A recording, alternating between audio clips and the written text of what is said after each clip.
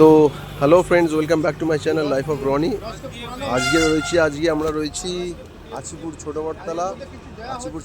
আজকে কভার করতে এসেছি গুড়, খেজুরের গুড় কীভাবে তৈরি হয়। সকালবেলা খেজুরের রস পাড়া হয়, আপনারা জানেন। সেটাকে এইখানে ফুটন্ত আগুনের উপরে রাখা হয়।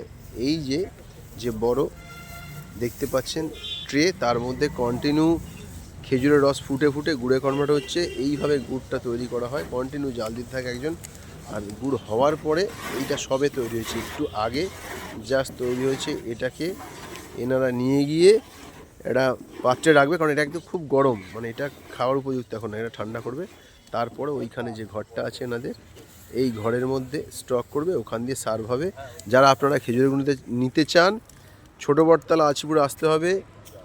খেজুরের গুড় হচ্ছে গিয়ে আপনার 140 টাকা পার লিটার, আর পাঠালি গুড় যেটা আছে ওটা 250 টাকা পার কেজি। অবশ্যই আসতে হবে আপনাদের আচিপুর ছোটো বটতলা। Thank you.